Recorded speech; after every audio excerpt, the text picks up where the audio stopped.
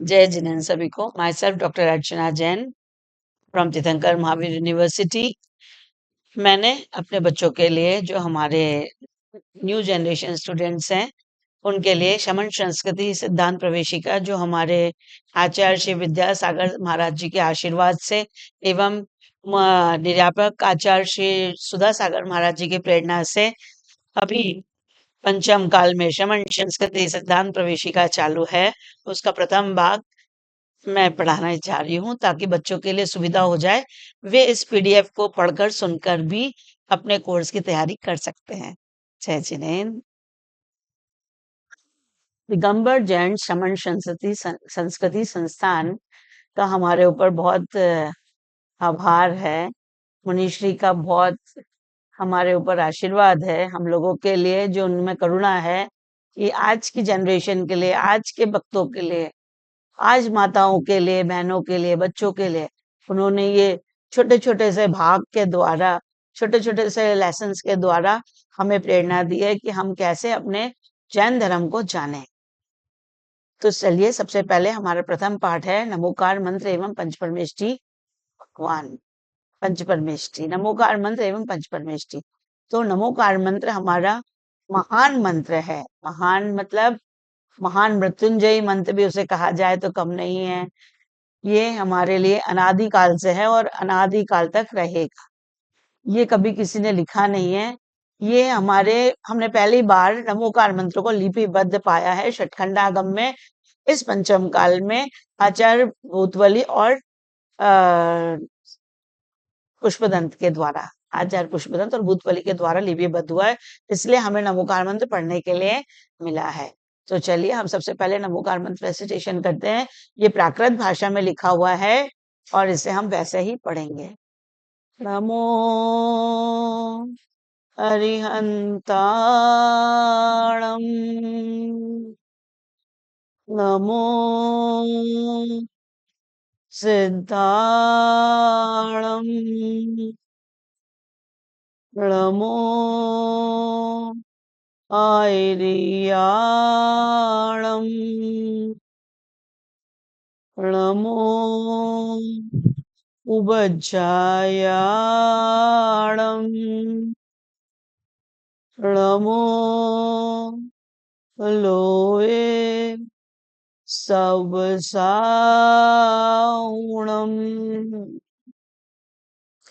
पंच परमेष्ठी भगवान की जय। इसमें सबसे पहले हमने नमो अरिहंताणम पढ़ा है। नमो अरिहंताणम अर्थात लोक में सब अरिहंतों को नमस्कार हो। अरिहंत कौन? अरिहंत, जिन्होंने, हरि मतलब नष्ट कर दिए हैं कर्म रूपी शत्रुओं को, अपने 8 कर्म को नष्ट कर दिए हैं, 4 घातीय कर्मों को नष्ट कर दिए हैं, उन्हें कहते हैं अरिहंत परमेष्ठी। और हम सबसे पहले उन्हें अरिहंत परमेष्ठी को नमस्कार करते हैं। अब यहाँ सबसे पहले अरिहंत परमेष्ठी को नमस्कार क्यों किया गया है? जबकि सिद्ध भगवान तो सबसे पहले हैं, तो सिद्ध भगवान को नमस्कार होना चाहिए। लेकिन अरिहंत भगवान हमारे लिए करुणादायी हैं, उनकी दिव्य ध्वनि कीर्ति है हम सबके कल्याण के लिए, इसलिए वो हमारे लिए गुरु का भी काम करते हैं, क्योंकि उनके धर्मोपदेश हमारे सामने आज आगम के रूप में विद्यमान है, जो हम पढ़ रहे हैं आज। तो अरिहंतों को इसलिए सबसे पहले नमस्कार हो, सभी अरिहंतों को नमस्कार। नमो सिद्धाणम, नमो सिद्धाणम में लोक के सभी सिद्ध भगवान को नमस्कार हो। अनंत अनंत सिद्ध परमेष्ठी भगवान की जय। सिद्ध भगवान कौन है? सिद्ध भगवान वो हैं जिन्होंने सारे काम सिद्ध कर लिए हैं, अर्थात अपने 8 कर्मों को नष्ट कर दिया है। 4 घातीय कर्म और 4 घातीय कर्म। और कहाँ जाकर विराजमान है? लोक के अग्रभाग में सिद्धालय में विराजमान है। ऐसे अनंत अनंत सिद्ध परमेष्ठी भगवान को नमस्कार हो, नमस्कार हो, नमस्कार हो। नमो आयर्याणम, नमो आयर्याणम का अर्थ है जिन्होंने अपने 36 मूल गुणों को धारण किया है और अपने शिष्यों के लिए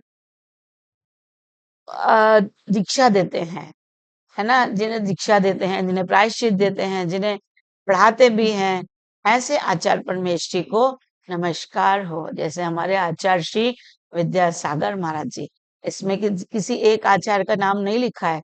लोक में जितने भी आचार्य हैं उन सबको हमारा वंदन हो, सबको हमारा नमस्कार हो। चलते हैं नमो लोहे नमो उपाध्यायणम। नमो उपाध्यायणम, लोक में सब उपाध्याय परमेष्ठियों को नमस्कार हो। उपाध्याय परमेष्ठी अर्थात जो सबको पठन पाठन कराते हैं उन्हें कहते हैं उपाध्याय परमेष्ठी।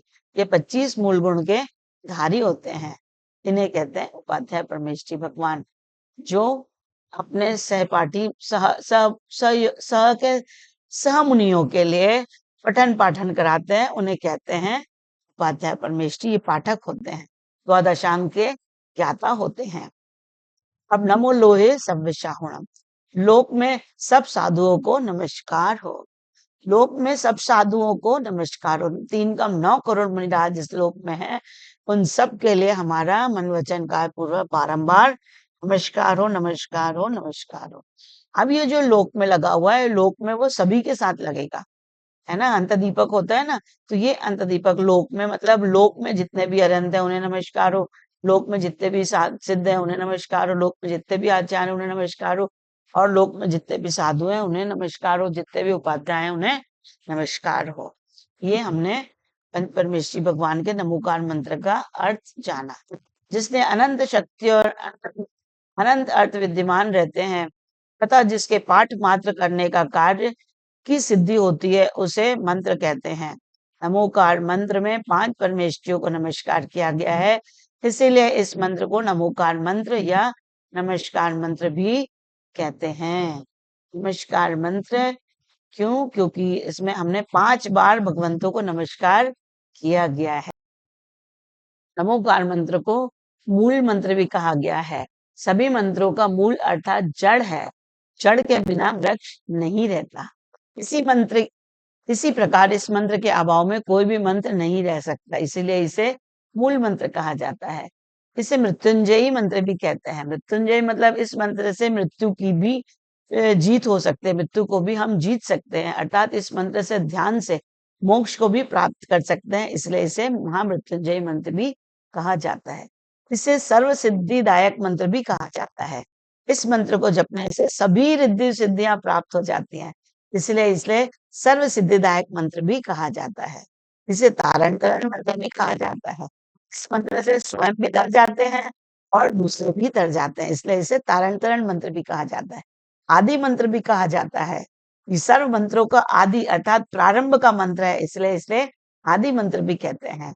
पंच महामंत्र पंच नमस्कार मंत्र भी कहा जाता है, क्योंकि इसमें 5 परमेष्ठियों को नमस्कार है, इसलिए पंच महाव्रत भी पंच महामंत्र भी कहा जाता है। आद्य मंगल मंत्र भी कहा जाता है। नमोकार मंत्र को आद्य मंगल मंत्र, ये सभी मंगलों में पहला मंगल है, प्रथम मंगल है, इसलिए इसलिए इसे आद्य मंगल मंत्र भी कहा जाता है। केवल ज्ञान मंत्र भी कहा जाता है। क्यों? क्योंकि इस मंत्र के माध्यम से केवल ज्ञान भी प्राप्त कर सकते हैं, इसलिए इसे केवल ज्ञान मंत्र भी, इसे अनादि निधन मंत्र भी कहते हैं। यह शाश्वत मंत्र है, न इसका कोई आदि है न इसका कोई अंत है। इस मंत्र को अपराजित मंत्र भी कहते हैं। यह मंत्र किसी से पराजित नहीं हो सकता, और इस मंत्र को महामंत्र भी कहते हैं, क्योंकि यह सभी मंत्रों में महान है, अर्थात श्रेष्ठ है, इसलिए सब मंत्रों का राजा है। इसमें इससे 84 लाख मंत्रों की उत्पत्ति होती है, इसलिए मंत्र कहते हैं।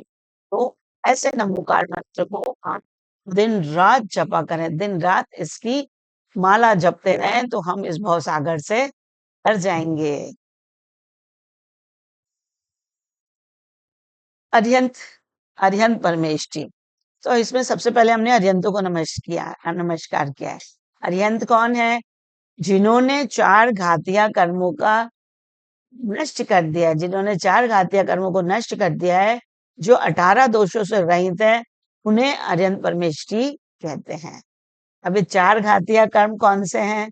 तो 4 घातिया कर्म है ज्ञानावरण, दर्शनावरण, मोहिनी और अंतराय। ये 4 घातिया कर्म है। घातिया कर्म क्यों कहा गया है? क्योंकि वो हमारे आत्मा के अनुजीवी गुणों का घात करते हैं, इसलिए उसे कहा गया है घातीय कर्म। घातीय मतलब घात करना, नष्ट करना, है ना। तो ये हमारे चार अणुजीवी गुण जो हमारे हैं, जो अणुजीवी गुण से कहते हैं जो आत्मा के साथ निरंतर कहते हैं रहता है, हमेशा रहता है। ज्ञान और दर्शन, कोई भी जीव हो, एक इंद्र से लेके सभी जीवों के पास ज्ञान दर्शन रहता है। ये ज्ञान दर्शन कभी नष्ट नहीं होता जीवों का।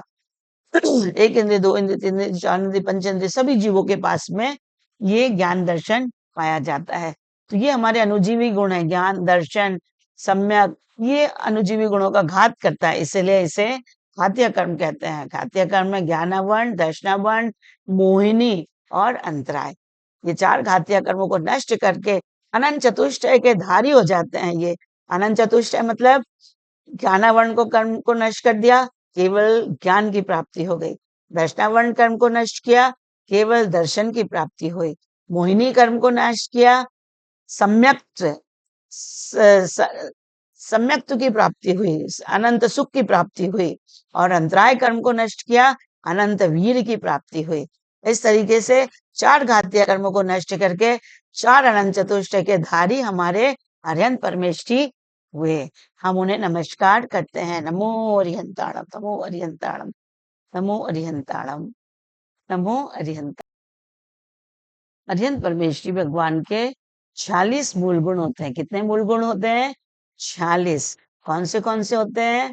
34 अतिशय होते हैं जन्म के 10 केवल ज्ञान के और 14 देवकृत, ये तो होते हैं उनके अतिशय।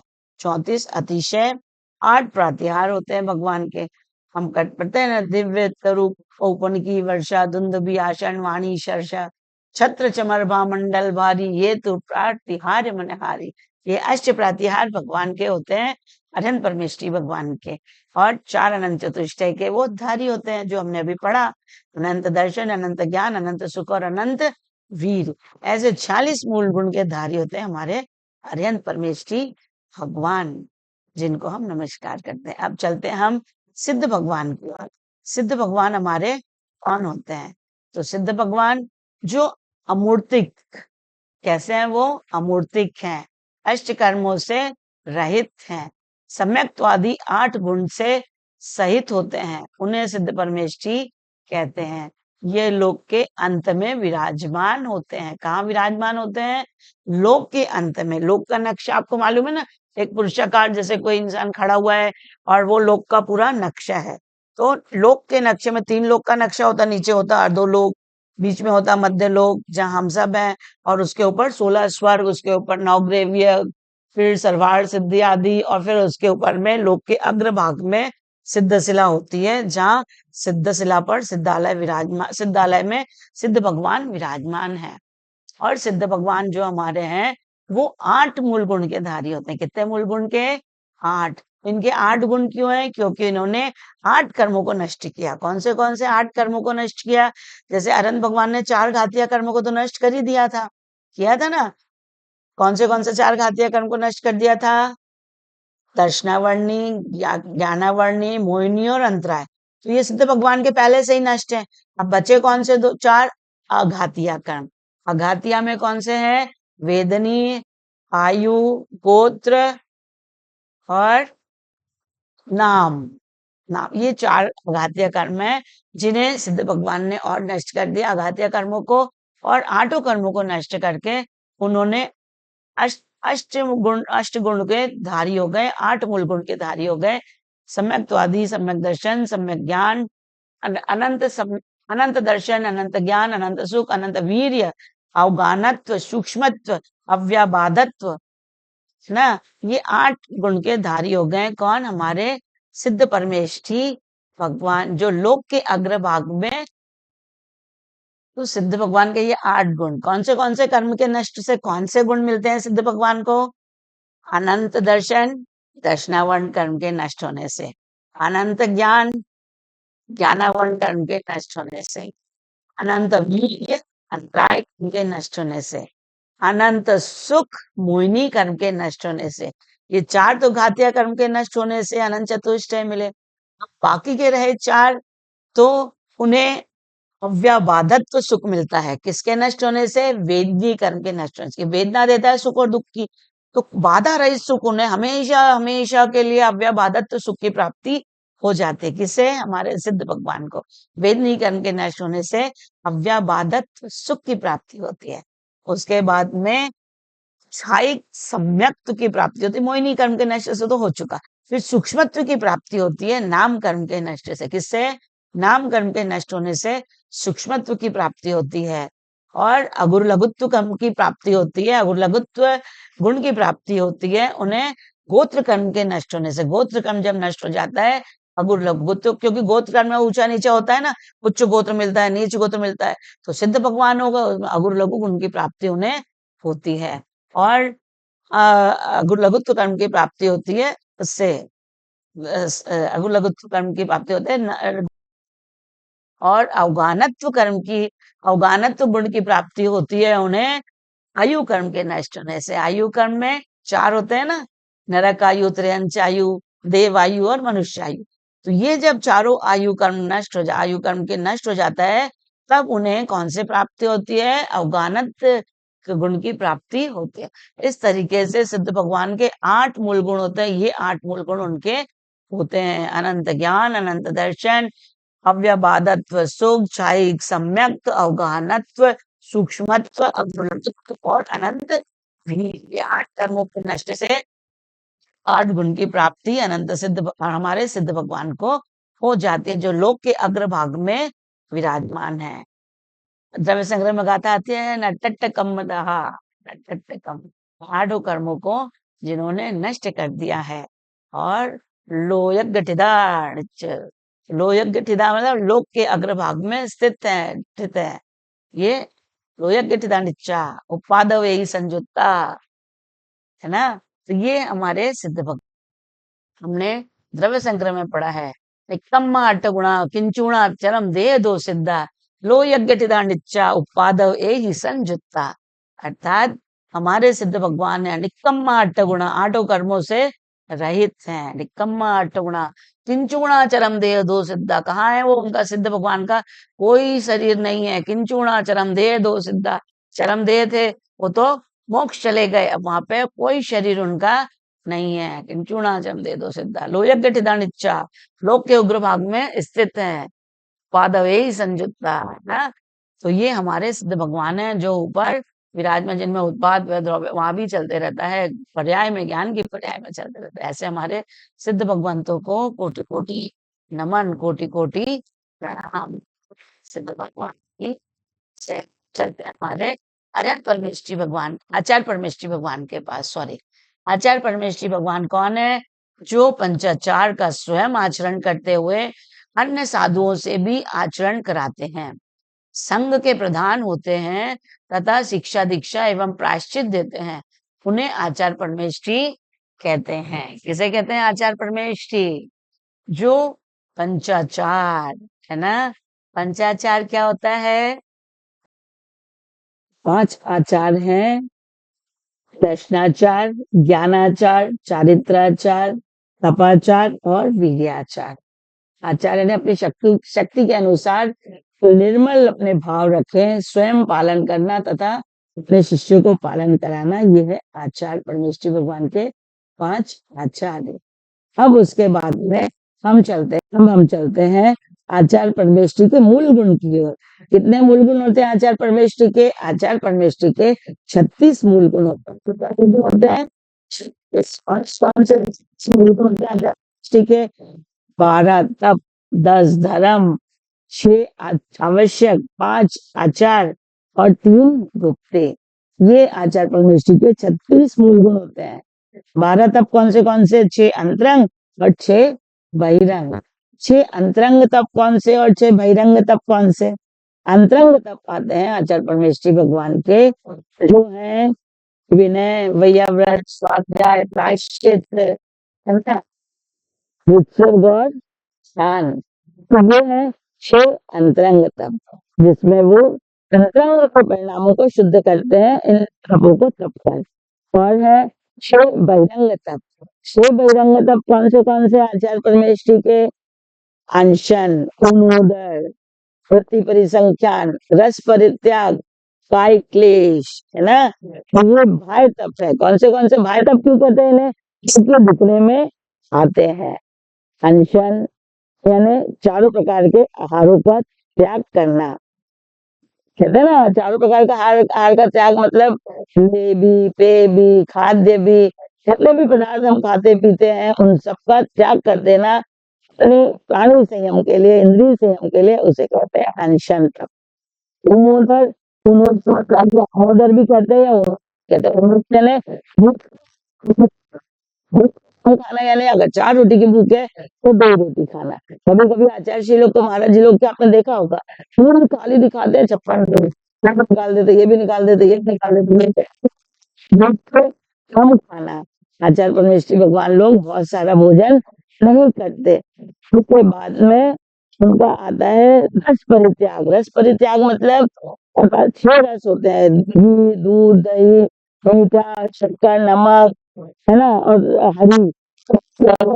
कभी एक एक रस का त्याग करते हैं, कभी 6 रस का त्याग कर देते हैं। इस तरीके से रस परित्याग। फिर वृत्ति परिसंख्यान। वृत्ति परिसंख्यान होते हैं, यानी जब महाराज जी लोग, मुनि महाराज लोग नियम लेके अपने लिए संकल्प पूर्वक आहार पे निकलते हैं, तब सही आश्रम मतलब कोई आखिरी लेके जाते हैं, घर में लेकर प्रधान के लिए खड़ा हुआ, वहां भाग जाऊंगा, वहां अष्टदल की थाली लेकर खड़ा है, वहां पड़क जाऊंगा। इस तरीके से वो होता है वृत्ति परिसंख्यान।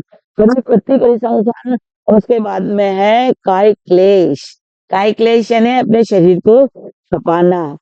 जैसे हम अगर कोई दूध को तपाना चाहते हैं तो हमें उसको पतीले में लेना पड़ेगा, कोई बर्तन में लेना पड़ेगा, तब हम वो दूध को गर्म कर सकते हैं।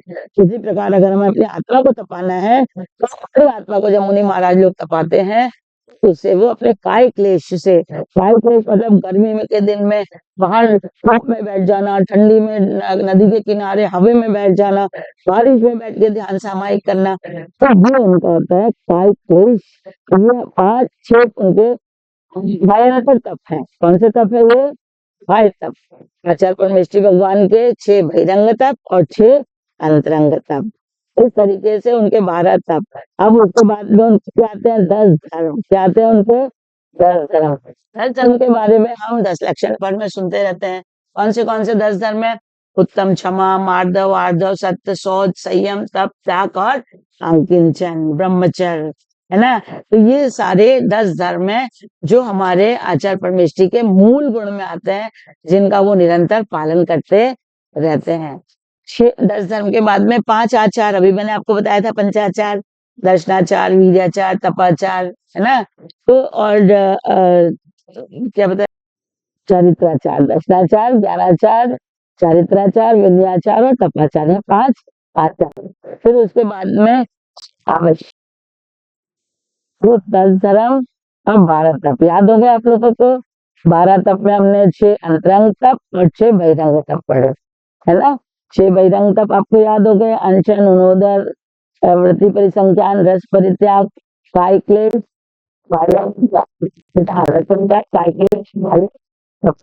अंतरंग तप में हमने क्या पढ़ा था? प्रायश्चित, विनय, वैयाव्रत, स्वाध्याय, विसर्ग और ध्यान। ठीक है ना। तो प्रायश्चित, आपके से गलती होती है, मुनि महाराजों से कोई गलती होती है तो वो प्रायश्चित लेते हैं, और उनके शिष्यों से कोई गलती होती है उन्हें प्रायश्चित देते भी हैं। विनय, विनय मोक्ष का द्वार है ना। तो वो विनय करते हैं, पूज्य पुरुषों का आदर करना, ये विनय तप है। ठीक है। उसके बाद वैयाव्रत कहते हैं। वैयाव्रत क्या है? अपने शरीर व अन्य प्रमुख वस्तुओं से मुनियों के, त्यागियों की सेवा आदि करना, ताकि उनके लिए अनुकूल आहार उनको मिल जाए, ये है विनय तप, है ना। विनय तप, वैयाव्रत तप जो होता है। और उसके बाद है स्वाध्याय तप। स्वाध्याय यानी पढ़ते रहना, स्व अध्याय, आत्मा का अध्याय करना, ग्रंथ पर स्वाध्याय कैसे पढ़ना पड़ता, स्वाध्याय तप। और विसर्ग तप क्या है? अहंकार, ममकार, रूप का संकल्प का त्याग करना ही विसर्ग तप है। ठीक है ना। भाई अभ्यंतर परिग्रह को त्याग करना, ये है विसर्ग तप। भाई अभ्यंतर, इसमें भी परिग्रह कितने होते हैं? 24 परिग्रह भेद त्याग करे मुनिराज जी। कौन से 24 परिग्रह? 10 बहिरंग परिग्रह और 14 अंतरंग परिग्रह। 10 परिग्रह कौन से? क्षेत्र वस्तु हिरण्य पूर्ण दास दासी कुप्य भान, है ना, ये अपने तत्वार सूत्र में पढ़े हैं। तो ये 10 अंतरंग परिग्रह बहिरंग परिग्रह है। और अंतरंग परिग्रह कौन से उनके? मिथ्यात, कषाय, क्रोधमान, माया, लोभ, हास्य, रति, शोक, रूप, स्त्रीवेद, पुरुषवेद और इस तरीके से 14 अंतरंग परिग्रह है और 10 बाह्य परिग्रह, 24 परिग्रहों का त्याग करके ये अपने अंतरंग में लीन होते हैं। इसे कहते हैं विसर्ग तप। 10 धर्म तो आपने पढ़ लिए, 5 आचार भी उनने पढ़ लिया आपने। अब हम पढ़ेंगे 3 गुप्त, उसके बाद आता है 3 गुप्ती और 6 आवश्यक। 6 आवश्यक में है सामायिक, वंदना, स्तुति, प्रतिक्रमण, प्रत्याख्यान एवं कायोत्सर्ग। और कौन सा है?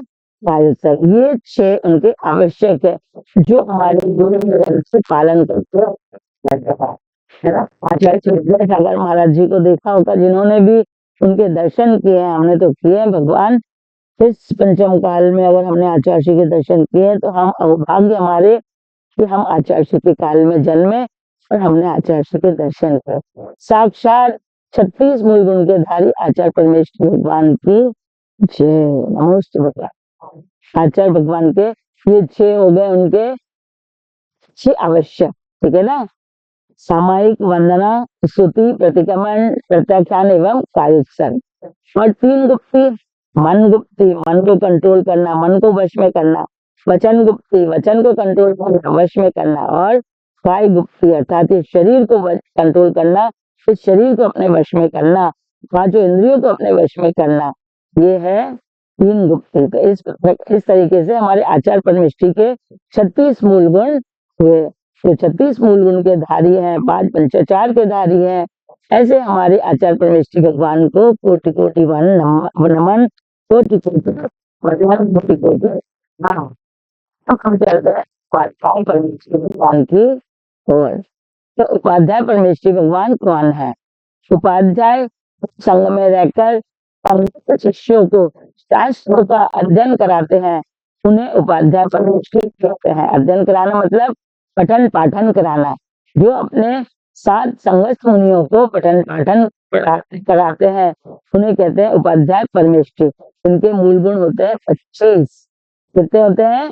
25। 14 अंग के पाठी होते हैं उपाध्याय परमेष्ठी भगवान।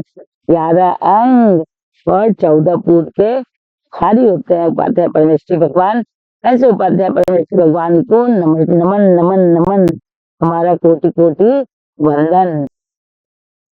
आज पंचम काल में हमारा दुर्भाग्य कहो या सौभाग्य कहो, जितना मिला उसके लिए सौभाग्य, और जो हमें नहीं अवेलेबल है, नहीं उपलब्ध है, वो हमारा दुर्भाग्य। द्वादशांग का पूरा हमारे सामने उपलब्ध नहीं है, अंश मात्र ही उपलब्ध है। जब द्वादशांग ही पूरा उपलब्ध नहीं है, द्वादशांग के पाठी कहाँ से उपलब्ध होंगे? तो हमारे सामने आज पाठक श्री भगवान मूल गुण द्वादशांग के पाठी वो तो नहीं है, लेकिन फिर भी उपाध्याय परमेष्ठी है, जिन्हें उपाधि दी गई है उपाध्याय परमेष्ठी की। उन उपाध्याय परमेष्ठी भगवान को हमारा मन वचन का पूर्वक नमस्कार हो, नमस्कार हो, नमस्कार हो। अब चलते हैं साधु परमेष्ठी भगवान की ओर। साधु परमेष्ठी भगवान हमारे होते हैं जो 28 मूल गुण के धारी होते हैं। कौन होते हैं? 28 मूल गुण के धारी होते हैं, जो ज्ञान ध्यान में तप में लीन रहते हैं एवं आरंभ परिग्रह से रहित होते हैं, उन्हें साधु परमेष्ठी कहते हैं। आपने आचार्य समंतबद्ध स्वामी जी की परिभाषा सुनी है ना, सच्चे मुनियों की जो परिभाषा देते हैं, वो उन्होंने एक श्लोक लिखा है, विषयावशाते तो निरारंभो परिग्रह ज्ञान ध्यान तपोरक्तः तपस्वी स प्रशस्यते, तपस्वी स प्रशस्यते। अर्थात जो विषय आशाओं से रहित है, ज्ञान ध्यान में लीन है, और विषयावशाते तो निरारंभो परिग्रह आरंभ परिग्रह से रहित है। विषयावशाते तो निरारंभो परिग्रह ज्ञान ध्यान तपोरक्त, ऐसे ज्ञान ध्यान में जो लीन है, तपोरक्त है, उन साधु परमेष्ठी को हमारा कोटि कोटि वंदन, कोटि कोटि नमन, ठीक है ना। ये आचार्य परमेष्ठी। ये 28 मूल गुण के धारी होते हैं। कैसे होते हैं? 28 मूल गुण के धारी हमारे साधु परमेष्ठी भगवान होते हैं। तो कौन से 28 मूल गुण के धारी होते हैं, अब उनको भी देखेंगे। साधु परमेश्वरी भगवान के 28 मूल गुण होते हैं, 5 महाव्रत, 5 समिति, 5 इंद्रिय निरोध, 6 आवश्यक और 7 विशेष गुण, 7 शेष गुण, है ना। 5 महाव्रत होते हैं, कौन से होते हैं उनके, सॉरी 5 महाव्रत। 5 महाव्रत कौन से होते हैं साधु परमेश्वरी भगवान के, साधु परमेश्वरी भगवान के 5 महाव्रत होते हैं। हिंसा महाव्रत, किसी जीवों की स्थूल या सूक्ष्म रूप से हिंसा नहीं करना। 4 प्रकार की हिंसा के त्यागी होते हैं, कौन, साधु परमेश्वरी भगवान। फिर अहिंसा महाव्रत, फिर सत्य महाव्रत, कभी स्थूल और सूक्ष्म किसी का भी हित अहित हो ऐसा झूठ नहीं बोलना, वो सत्य महाव्रत के धारी होते हैं। फिर अचौर्य महाव्रत, अचौर्य मतलब झूठ, जो जल और मिट्टी भी बिना पूछे वो किसी से लेते नहीं है, हर चीज के लिए उनको चोरी का दोष लगता है, इसलिए अचौर्य महाव्रत। फिर अपरिग्रही होते हैं, कैसे होते हैं वो अपरिग्रह, उनके पास धागा मात्र भी परिग्रह नहीं होता है, केवल शास्त्र पिछी कमंडल, ये 3 चीजें उनके पास होती हैं, शास्त्र स्वाध्याय करने के लिए, पिछी परिमार्जन करने के लिए, चीजों को रखने उठाने के लिए, और कमंडल शुद्धि करने के लिए, चल अमल मूत्र आदि का त्याग करने के लिए, हाथ धोने के लिए, पैर धोने के लिए, ये कमंडल का जल उनके पास होता है। तो ये साधु परमेष्ठी जो महाव्रत के धारी होते हैं, 5 महाव्रत के, ये चौथा था अपरिग्रह महाव्रत, और 5वां उनका ब्रह्मचर्य महाव्रत, जो सारे प्रकार के शीलों का पालन करते हैं और वो महाव्रती होते हैं, ब्रह्मचर्य होते हैं, उत्तम ब्रह्मचर्य के धारी होते हैं। ऐसे हमारे साधु परमेष्ठी भगवान 5 महाव्रत के धारी होते हैं। 5 महाव्रत के बाद में आते हैं 5 समिति। 5 समिति कौन सी, क्रिया समिति, भाषा समिति, ऐष्णा समिति, आदान निक्षेपण और व्युत्सर्ग समिति। क्रिया समिति मतलब 7 हाथ जमीन देखकर चलना। जब वो 7 हाथ क्यों है, क्योंकि अगर वो गिरे पड़े तो वो 7 हाथ के जीवों की रक्षा हो, उसके नीचे कोई जीव आदि ना हो, इसलिए 7 हाथ जमीन देखकर चलना। फिर यह समिति, ऐष्णा समिति, एक बार भोजन करना, एक बार 40 अंतराय को त्याग कर भोजन करना। भाषा समिति, हितमित प्रिय भाषा बोलना, कैसी भाषा बोलना है, हितमित प्रिय, जो किसी को कष्ट ना पहुंचाए, ऐसी हितमित प्रिय भाषा बोलना, है ना। समिति कौन सी, क्रिया समिति, भाषा समिति, ऐष्णा समिति, आदान निक्षेपण। आदान निक्षेपण यानी कोई भी चीजों को उठाते रखते हैं तो पहले अपनी पीठी से परिमार्जित करते हैं, ताकि उधर सूक्ष्म जीव हो तो वो हट जाए, जिनवाणी आदि रखने के लिए, कमंडल रखने उठाने के लिए, तो पहले परिमार्जन करते हैं अपने पीठी से, फिर उठाते रखते हैं, दैट इज कॉल्ड आदान निक्षेपण समिति। और व्युत्सर्ग समिति, व्युत्सर्ग मतलब जब वो मलमूत्र का त्याग करते हैं तो ऐसी जगह पर त्याग करते हैं जहां पर सूरज की रोशनी हो, और सूरज की रोशनी के साथ साथ वहां पर जीव ना हो, जीव जंतु आदि ना हो, जंगल आदि में जाकर वह खुली स्थान पर अपने मलमूत्र आदि का त्याग करते हैं। तो ये उनकी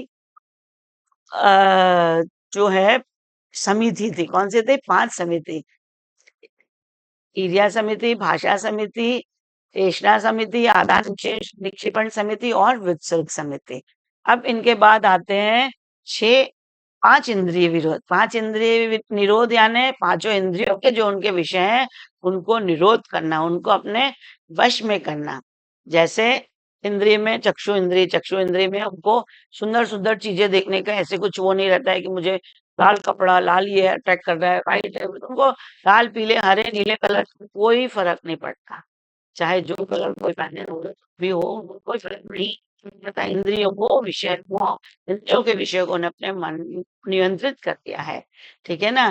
तो वो है इंद्रिय विजय, 5 इंद्रिय विजय। आँख की स्तोत्र इंद्रिय से उनको कोई अच्छे से गाने सुनने की इच्छा नहीं होती, ना उनको सुगंध से मतलब है, ना उन्हें दुर्गंध से मतलब है। दुर्गंध भी आती है तो वो अपना हमारे जैसे नहीं मुंह नाक टेढ़ा करके निकले, वो सहजता से, क्योंकि ये भी पुद्गल का एक है रूप, वो भी एक पुद्गल का रूप है, चाहे सुगंध हो चाहे दुर्गंध हो, उसमें कोई फर्क नहीं पड़ता। और उसके बाद घ्राण इंद्री का हो गया, रसना इंद्री स्वाद से, वो तो निरस आहार करते हैं, रस का उन्हें त्याग होता है। कई रसों का त्याग है। हमारे आचार्य श्री का आपने देखा था, जिंदगी भर के लिए नमक का त्याग, जिंदगी भर के लिए शक्कर का त्याग, जिंदगी भर के लिए दूध का त्याग, जिंदगी भर के लिए हरी भाजी का त्याग। क्या ही लेते थे वो, सूखी रोटी सब्जी, सारे रसों का त्याग करके नीरस भोजन, और उसके बाद भी इतने मुस्कुराते हुए, इतने आनंद से, जैसे सट रश उनकी अंजलि में रखे हुए हो। ऐसे आहार करते थे हमारे आचार्य पुरुष जी, विद्यासागर महाराज जी। उनके चरणों में कोटि कोटि कोटि नमन।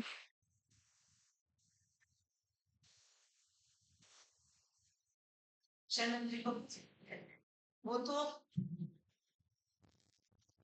हार्ड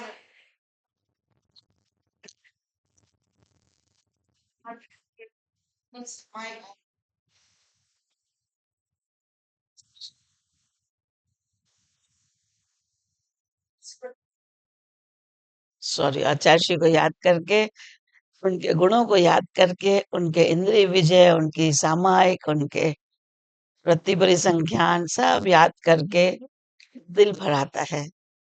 सही में वो हमें बहुत समय से पहले ऐसे आचार परमिष्टि छोड़कर चले गए। अब हम चलते हैं 6 आवश्यक। 5 समितियां हो गई, 6 आवश्यक के पास है। 5 इंद्रिय विजय भी हो गए। 5 इंद्रिय विजय के बाद में आते हैं हमारे 6 आवश्यक मुनियों के। 6 आवश्यक जो होते हैं वो है सामायिक या समता। समता या सामायिक, वो सीधा समता सामायिक करते हैं, दोनों तीनों प्रहर करते हैं सामायिक, और दिन भर 24 घंटे समता में रहते हैं, है ना? चाहे उन्हें कोई तलवार से मारे, चाहे उनकी प्रशंसा करे या उनकी निंदा करे, उन्हें कोई लेना देना नहीं है, वो सदा समता में रहते हैं। फिर स्तुति, स्तुति को 24 दिन अगर भगवानों की गुणों का स्तवन करना स्तुति है, वो करते रहते हैं अपनी स्तुति। वंदना भी करते हैं, एक भगवान की अर्चना करना दैट इज कॉल्ड वंदना, और 24 भगवान की वंदना स्तुति करना दैट इज कॉल्ड स्तुति। 24 में से किसी एक की वंदना करना तो वंदना कहलाता है, ठीक है ना? प्रतिक्रमण करना, व्रतों के लिए दोषों का आलोचना या करना प्रतिक्रमण है। वो अपने लिए सुबह शाम प्रतिक्रमण करते थे कि मेरा दोष सारा मिथ्या हो जाए। फिर प्रत्याख्यान है, आगामी काल में दोष न करने की प्रतिज्ञा का त्याग करना उनके लिए प्रत्याख्यान था, है ना? आगामी काल में दोष न करने की प्रतिज्ञा करना दैट इज प्रत्याख्यान। फिर कायोत्सर्ग, कायोत्सर्ग में भी परिमित काल में किए गए उनके शरीर से ममत्व का त्याग करना कायोत्सर्ग है। कायोत्सर्ग का अर्थ होता है शिथिलीकरण, रिलैक्सेशन, है ना? इससे शरीर की शक्ति शिथिल हो जाएगी एवं आत्मा की शक्ति सक्रिय हो जाएगी। ये था उनका कायोत्सर्ग, ठीक है ना? तो इस तरीके से हमारे मुनि के ये मूल गुण होते हैं। अब आते हैं 7 विशेष गुण। 7 शेष गुण यानी उनके और भी विशेष गुण होते हैं जो सभी मुनि महाराज जी पालन करते हैं। वो है सबसे पहले स्नान व्रत। स्नान मतलब वो जिंदगी में कभी भी स्नान करते ही नहीं है। हमें स्नान की क्यों आवश्यकता पड़ती है? क्योंकि हम ये कपड़े पहनते हैं ना, इसलिए हमें पसीना भी आता है, धूल मट्टी सब, और हमारे ऊपर ये इसका आवरण होता है, इसलिए हमें इसमें बदबू आती है शरीर में, तो हमें धोना पड़ता है। लेकिन महाराज जी लोग तो दशों दिशाएं जिनके अंबर हो, ऐसे निर्गंत मुनि होते हैं, नग्न मुनि होते हैं, उन्हें हवा क्लीन कर देती है, वायु से वो स्नान हो जाता है उनका, सूर्य स्नान हो जाता है, उनका शरीर रत्नत्रय से चमकता है, रत्नत्रय से पवित्र हो जाता है। उन्हें स्नान की कोई आवश्यकता नहीं है, इसलिए वो स्नान नहीं करते, उनका अस्नान व्रत होता है। फिर भूमि शयन, भूमि शयन यानी वो भूमि पर आराम करते हैं, वो पटे पर आराम करते हैं, लकड़ी की चौकी पर आराम करते हैं। उनको सोने के लिए गद्दे वगैरह, उन्हें नरम नरम पलंग गद्दे रजाई आदि की आवश्यकता नहीं होती है। वो भूमि शयन करते हैं या तखत पर शयन करते हैं। आचार्य तो चटाई भी नहीं लेते थे, चटाई का भी जिंदगी भर का त्याग था, ना बिछाने के लिए ना ओढ़ने के लिए, कुछ नहीं, है ना? फिर उसके बाद में अचेलकत्व, अचेलकत्व मतलब बस चर्म और पत्ते आदि शरीर को नहीं, अर्थात ढकना आदि, नग्न रहना। कैसे रहना? पूरे नग्न रहना, कोई भी कपड़े से या पत्ते से या किसी से भी शरीर को आवरणित नहीं करना, ढकना नहीं। फिर केशलोंच करना। कैसे करना? अपने बालों को उखाड़ना। इतना मुश्किल होता है, एक बाल उखाड़े तो जान निकल जाती है। और आचार्य जी लोग, महाराज जी लोग ऐसे राख के फटफट फटफट पूरे केशलोंच कर लेते हैं। माता जी वगैरह भी इतने बड़े बड़े बाल होते हैं और केशलोंच कर लेते हैं। तो केशलोंच में उनके से आवश्यक में होते हैं, 7 विशेष गुण में होता है। और एक एक भुक्ति आहार करना, 40 अंतरायों को छोड़कर एक भुक्ति आहार करना हाथ में लेकर। ठीक है ना? सूर्यास्त की 3 घड़ी से पहले और सूर्यास्त की 3 घड़ी से पहले और सूर्योदय के 3 घड़ी बाद उन्हें आहार करना होता है। तो वो हो गए उनका एक भुक्ति आहार। फिर अदंत धावन। अदंत धावन मतलब मंजन आदि पेस्ट वगैरह टूथब्रश वगैरह से नहीं करते। हाँ, मुंह में आपने एक आहार कर लिया, उसके बाद में मुंह को बराबर साफ कर लेते हैं ताकि उसमें गंदगी ना रहे, बदबू ना आए। और स्थिति भोजन मतलब खड़े होकर भोजन करना, दीवार आदि का सहारा लेकर नहीं, सिर्फ खड़े होकर आहार करना। वो आचार्य श्री मुनि महाराज लोगों के ये 7 विशेष गुण हैं। इस तरीके से 28 मूल गुण हमारे साधु परमेष्ठी के होते हैं। तो ये 28 मूल गुण तो चाहे आचार्य परमेष्ठी हो, चाहे उपाध्याय परमेष्ठी हो, इनको भी फॉलो करने होते हैं। ये तो मूल गुण सभी के होते हैं। आचार्य श्री लोगों को तो 36 एक्स्ट्रा पालन करने पड़ते हैं। उपाध्याय परमेष्ठी को 28 प्लस 25 होने पड़ते हैं। आचार्य परमेष्ठी के 28 प्लस 36 होता है। तो इस तरीके से ये 28 मूल गुण तो बेसिक हैं। बेसिक यानी मूल हैं, जो हमारे मुनियों के होता है, जो उन्हें पालन करना पड़ता है। अब नमोकार मंत्र का महत्व। ऐसो पंच नमो यारो सब पाव प्रणाशनो मंगलानंद सव्यशिम परमम होई मंगलम। अर्थात यह पंच नमस्कार मंत्र पांचों पापों का नाश करने वाला है। पांचों पापों का नमस्कार, हम पहले तो नमस्कार कर लिया। शब्दार्थ में ऐसो पंच यानी 5, नमो यारो मतलब नमस्कार, सब पाप प्रणाशनो सभी पापों का नाश करने वाला है और सब मंगलों में पहला मंगल है ना। च सव्य से सब मंगल परम पहला, कोई मंगल करना है मंगल है, सब मंगल में पहला मंगल है। नमस्कार मंत्र सब मंगलों में पहला मंगल है। कहीं भी जाओ, कुछ भी करो, सबसे पहले नमोकार मंत्र का पाठ करना चाहिए। सुबह उठ के, रात को सोने से पहले, सुबह उठने के बाद नमोकार मंत्र पढ़ना ही चाहिए। अर्थ यह पंच नमस्कार मंत्र सबको नष्ट करने वाला है और सब मंगल में पहला मंगल है। इस मंगल को पंच नमस्कार मंत्र, पंच परमेष्ठी मंत्र, अनादि मंत्र और ये मैंने पहले ही बता दिया आपको, महामंत्र, अपराजित मंत्र, नमस्कार मंत्र आदि कहते हैं। पंच मूल मंत्र भी कहते हैं। पहले मैंने आपको ये सब बता दिया। पंच परमेष्ठियों में यद्यपि सिद्ध परमेष्ठी सबसे बड़े हैं, परंतु हमें सबका कल्याण अब मार्ग अरहंत परमेष्ठी बताते हैं, अतः हम अरहंत परमेष्ठी को सर्वप्रथम नमस्कार किया करते हैं। ये भी मैंने आपको सबसे पहले बता दिया था। इस मंत्र में 5 पद होते हैं, 35 अक्षर है, 58 मात्राएं हैं और 35 स्वर हैं और 30 व्यंजन होते हैं। इस मंत्र की रचना किसी ने नहीं की है। यह तो अनादि काल से प्रवर्तमान अनादि निधन मंत्र है। ये भी मैंने आपको सबसे पहले बता दिया था। इस मंत्र को ईसा की पहली शताब्दी में सर्वप्रथम आचार्य पुष्पदंत महाराज ने और भूतवल ने षटखंडागम में के ग्रंथ के मंगलाचरण के रूप में प्राकृत भाषा में लिपिबद्ध किया था। ये भी मैंने आपको बता दिया था, प्राकृत भाषा में लिपिबद्ध किया। यह मंत्र कहीं भी पढ़ने योग्य है, परंतु पवित्र स्थानों में ही उच्चारण करना चाहिए। अपवित्र स्थानों में मात्र मन में पढ़ना चाहिए। आप पढ़ते हैं अपवित्र पवित्र व सुस्तुतो दुस्तुतो विवाधाय पंच नमस्कार सर्व पापै प्रमुच्यते। अर्थात हम नमोकार मंत्र को अपवित्र हो पवित्र हो जैसे भी इसमें हो, कभी भी नमोकार मंत्र का ध्यान कर सकते हैं। नमोकार मंत्र से लाभ क्या होता है? मंत्र विभिन्न विविध परिस्थिति विविध शक्तियों का खजाना होता है ना। मंत्र विविध शक्तियों का खजाना होता है। इनका मन योग से जाप करने पर संपूर्ण शक्तियां धीरे धीरे प्रकट होने लगती हैं।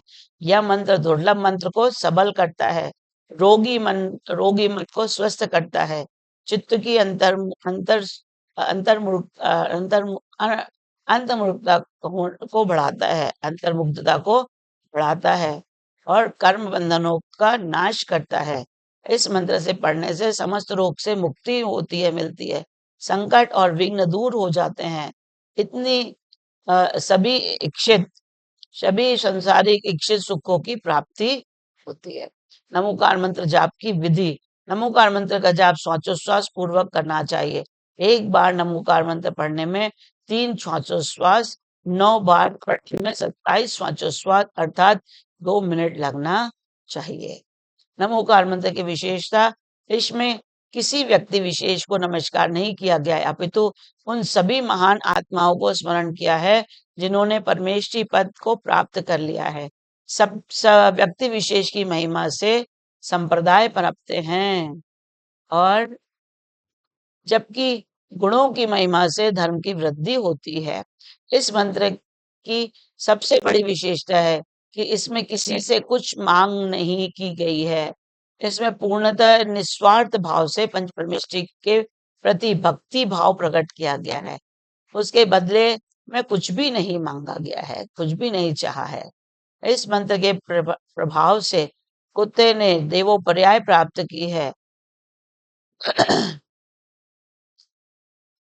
सप्तव्यसनी अंजन चोर सद्मार्ग में लग केवल ज्ञान प्राप्त कर मोक्ष गया।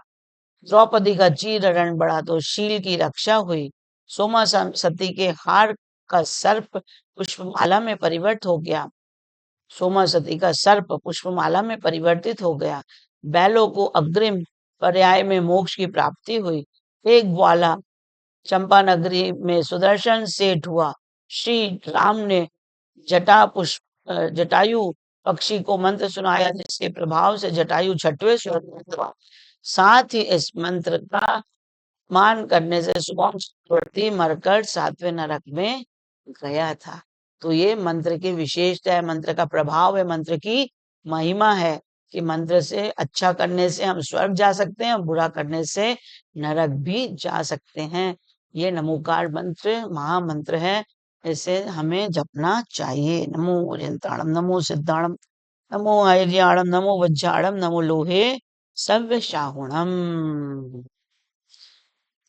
आपने जाना नमोकार मंत्र कितना महान है और इसमें किन्हें नमस्कार किया गया है, वो कितने महान विभूतियां हैं। अरंत सिद्ध आचार्य उपाध्याय और साधु, इन्हें पंच परमेष्ठी क्यों कहा गया है? क्योंकि ये पंच परम पद में स्थित है, उत्तम में स्थित है। आज हमारे सामने अरंत और सिद्ध भगवान तो नहीं है, लेकिन आचार्य उपाध्याय और साधु ये तीनों परमेष्ठी हमारे सामने हैं और ये मोक्ष मार्ग के नेता हैं जो हमें मोक्ष मार्ग पर चलने की सीख देते हैं, जो मोक्ष मार्ग पर चलने का रास्ता बताते हैं, रत्नात्रय धर्म को पालन करने की धर्मोपदेश देते हैं, रत्नात्रय धर्मोपदेश देते हैं। ऐसे पंच परमेष्ठी भगवान को हमारा कोटि कोटि वंदन, कोटि कोटि नमन, कोटि कोटि प्रणाम।